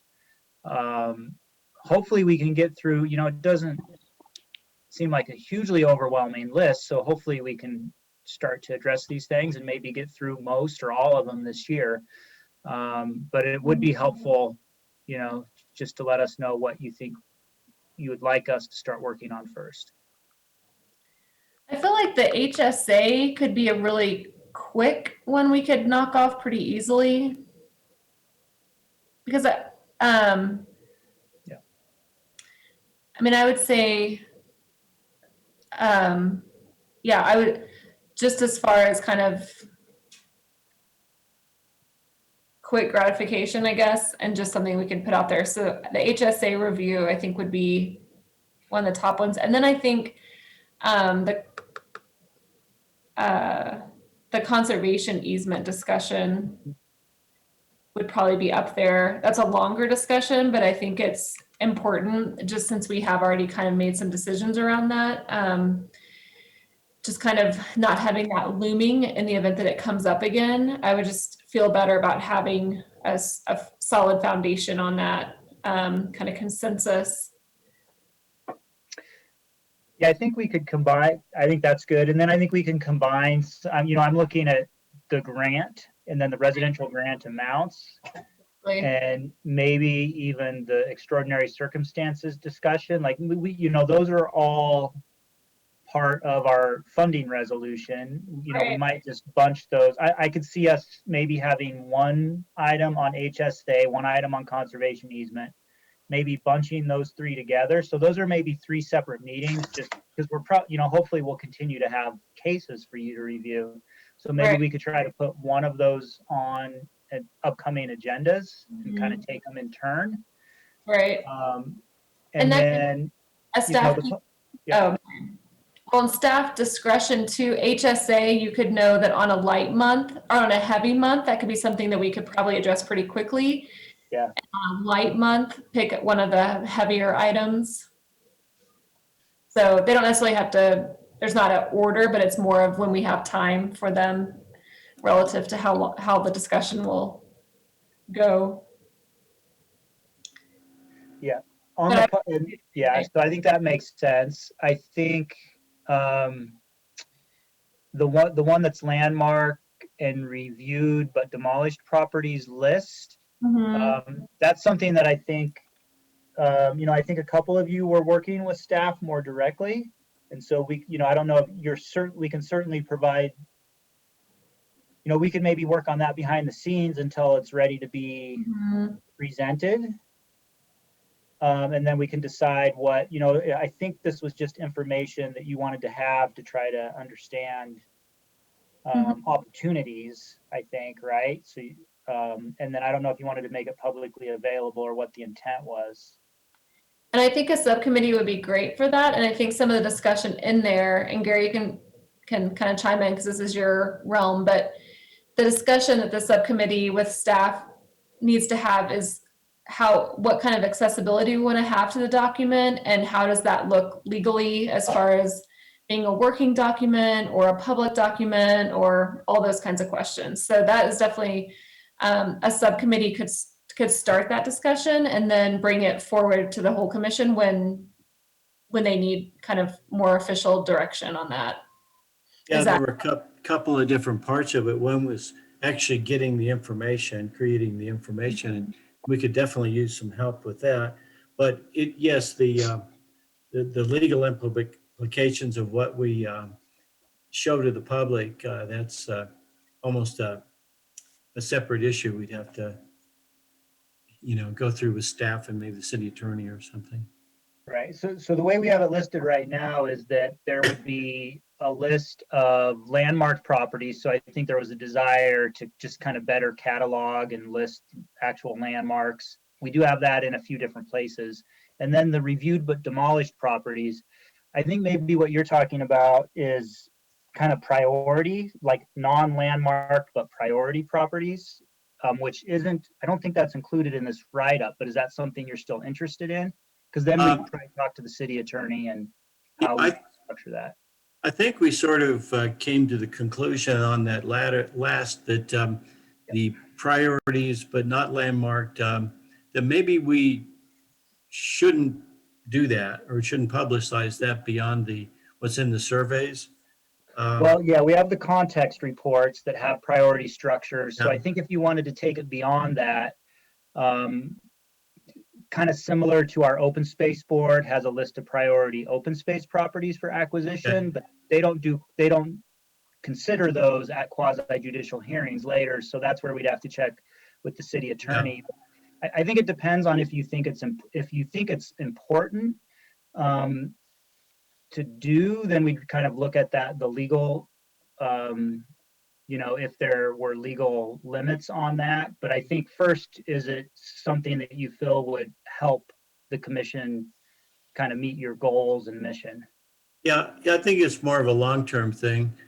To me, the most immediate was that we weren't quite sure what had been landmarked. And you may well have that information, but it isn't accessible to the commission members. At least. Oh, okay. Yeah, let us get that to you. We'll show you where it's publicly available too, because it is publicly available, I think, in a few different locations on our website.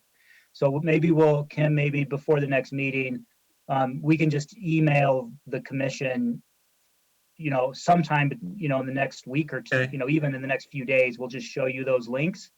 See if you think it's adequate. We can certainly look at some other ways to do it. We do have an online map where every landmark property is just marked with a different layer. It's noted as being landmarked. And then I think we have like the landmark walking tour. It may need some updating. It needs a lot of updating. We Yeah. don't have, It hasn't been updated in about 4 years, I think. Yeah, I think but Felicity never had I think access. the map's up to date. Our online map is up to, like, just the Oh, land use okay. GIS Yeah. map is up to date, but the other Yeah, things. that's correct. Yeah, we have not been great at keeping the work that Planner Trice started with the images, that map. We worked a little bit, but it's certainly out of date. And I know Commissioner Dunlap, you sent me some links a while ago when we redid the website, so we need to get that done. But the online map that has all of our land use cases, that one we do keep up to date within a matter of days of a landmark decision. So that's probably the easiest place to go from a resource perspective.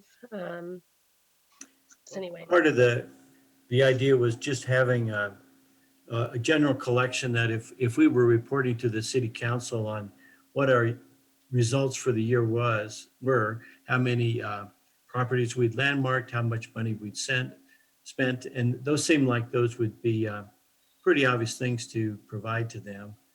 And I couldn't tell them. So anyway, maybe we'll get to that point. Maybe one of the things too, in looking at these various items, is to do a little sizing on them. Like Linda mentioned, the update of the HSA is probably a quick one, an easy one. And then for instance, the conservation easement discussion, that's probably pretty big. Mhm. These reports is probably ongoing. The historic survey projects, does that require any input from the commission members? No, we weren't anticipating input. They would just be a final presentation. Okay, sure. Yeah. And would that be up to when Paleo West is available or is that based on our meetings when we have availability? Like, how does that work for scheduling? Yeah, once they're complete, we would probably invite them to a regular meeting date of yours. So have to be a relatively light meeting. It just depends on how in depth, they've, the primary consultant we used to work with isn't there anymore. So I'm not sure who would be doing the presentation, but she's, or whoever's going to be doing it, we can ask them to limit it to a half hour if it's a busy night or something. Okay. Or maybe they could give us a draft of the report. Yeah, you bet. Yeah, we'll send out the draft ahead of time of all the surveys. So there's 100 different property surveys included in the project. And if I may, that's typically when people like Paleo West will bid out their project, the amount that they bid for typically includes some sort of final presentation to a commission. So the amount usually has that built in. And then just to just to bounce off what Rob had mentioned, it would be at your discretion, of course, what is best for the commission here. So we would have them come to you, so you wouldn't have to go to them if that's what it came down. Okay. And so that is their, have they finished it yet? Are we still waiting for them to wrap it up, or are we just? Yeah, I'm sorry, yeah, the status is that they've provided us, and again, we've done it in 2 sessions, so we've reviewed the first 50, and the second 50 have been provided to us, and we are reviewing them. So Bridget Bacon with the museum is doing an in-depth review. Okay. And she provides a lot of notes. So she's on the second 50. I think she was trying to get them done by the end of this month. Okay. And then, so, I think if everything goes well, they could probably wrap it up in the next, I'd say 1 to 3 months. Okay. Yeah. So there's nothing on our side as far as it's just waiting for them to give us the we're good. Okay. Yeah. So that's a pending, basically. Yeah.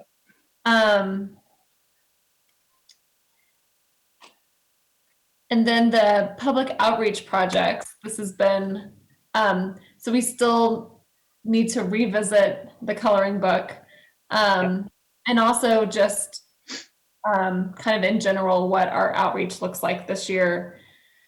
And that might be something Gary and I just meet with Kim and just for kind of a fresh, like, let's just start new, and kind of bounce our ideas off Kim and just kind of get new perspective. And does that sound good, Gary? I think Hannah originally was on the outreach with me, and then I think things kind of shifted with obviously with COVID and the coloring book. And so we'll just say, if you're still good, Gary, if you want to, we can just meet with Kim and kind of get direction. That's another subcommittee that we'll just do outside of meetings. So Kim, I'll send you an email to cover what I know and some general things.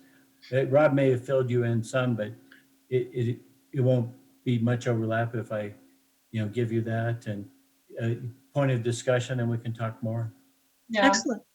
And then also, like, we'll talk about this too, but one thing we need to just be brainstorming as a commission is Preservation Month is in May, and we didn't do anything last year because we were just kind of surviving.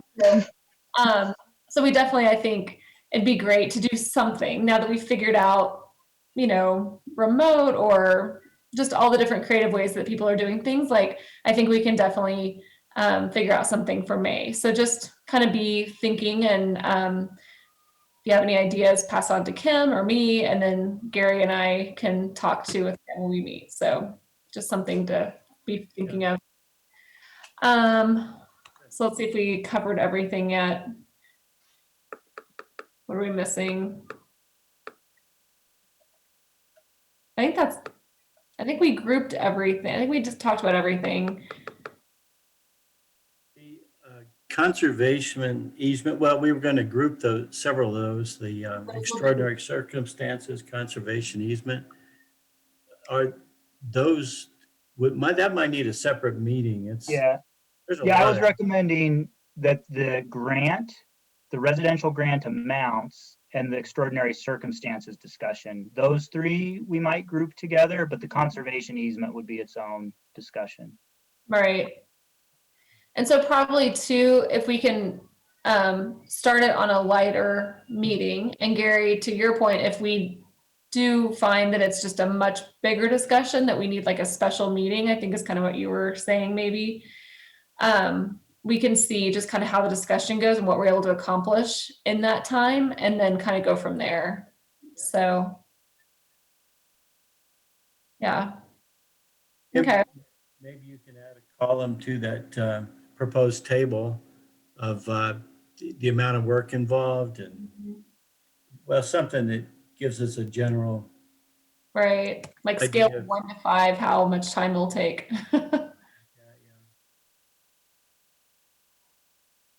What I can do, if you'd all like, is based on this conversation where we have kind of sort of ranked them a little bit, I can fill in this table if that's amenable, and kind of based on our conversation tonight, better for a lighter meeting, better for this meeting, kind of that. And I can fill it in, and then And then that's something we can review too, and that gives it a little more structure, and then we can continue to work from there too. Yeah, Okay, that's great. a good, Okay. vision. Yeah. Okay, any items that didn't make it on this list that anyone wants to add while we're all here? I think I'd mentioned to Rob that, and it's sort of related to the outreach project, was our budget. Or there was something in the notes for this week about the size of our budget. And it said our budget for 2021 was $395,000. Maybe that was related to 637 Lincoln. Our budget's probably bigger than that, but maybe it's worth us looking at. Yeah, so how we came up with that number is we basically, so there's the operating budget of the department. So that's, that's salaries and supplies and, those types of things. And then we actually have been budgeting incentives. So our finance department says, if you're going to be giving out grants, what's your budget estimate each year for those outgoing grant monies? And I think we've been budgeting something like $250,000 for grants. And then we have a separate item for the assessments, and maybe I want to say something like 20,000 or 30,000 for the assessments. So that's how that budget number is broken up. It's between kind of the operating budget and then just an estimate on grant amounts that we disperse. So certainly, I think if we're very successful with some of the grants, especially the larger ones like we had tonight, we could easily exceed that 250,000 in grant disbursements. And so then that budget number goes up. So that's what we would anticipate to spend in a year, is what we're trying to estimate with that budget number. Maybe sometime we could have a little staff item that shows, what the revenue is from the taxation for this, and then what we've actually spent the last couple of years and what we're planning on spending now, because the amount that we, I don't guess it's gone to city council yet, but the amount that we granted for Pasquale's was bigger than the 395. Not to beat a dead horse, but you see what I'm saying? That just to give us an idea of, what. Yeah, absolutely. Yeah, we would. Yeah, if something like that large commercial grant goes through and it hasn't gone to city council yet, yeah, that would just triple our existing, or even more, the existing grant disbursement budget. But yeah, we're getting, I think our tax revenues into the fund, and I'll share with you, Kim, if you could help remind me, we'll work with finance and put together a really formal report with the actual numbers and trends over time. But, I think it's been growing, between 500,000 and 700,000 a year in revenues. And I think we're up to kind of estimated about 700,000 a year in revenues right now. Now, previous to a couple of years ago, that was all going into the fund. Now there is a share with the museum. And I think we had about 2.5 million in the fund, right? And so there is a percentage that goes into this fund. I think our fund balance is. He's cutting out a little bit, but Commissioner Dunlap, that's correct. From my knowledge, it's about that much as we know it existing in the fund. Getting close to 3 million. Yeah. And so, if we're successful.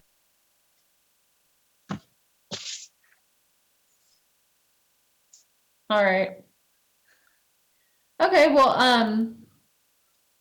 I think that was a good review and kind of gives us all a shared idea of where we're going, and definitely gives Kim a good introduction to what we're about, what we need help with. So yeah, we're very excited to have you, Kim. So thank you very much. I'm very excited to be here.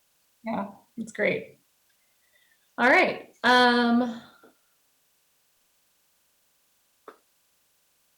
That was our last item. All right, so our last is to adjourn. So does someone like to make a motion to adjourn?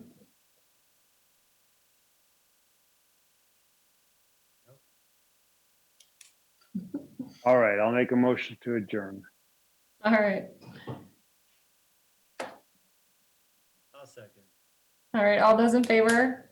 All right, Aye. All right, meeting adjourned. Thank you, guys. Good night. thank you. Thanks, everyone. Thank you.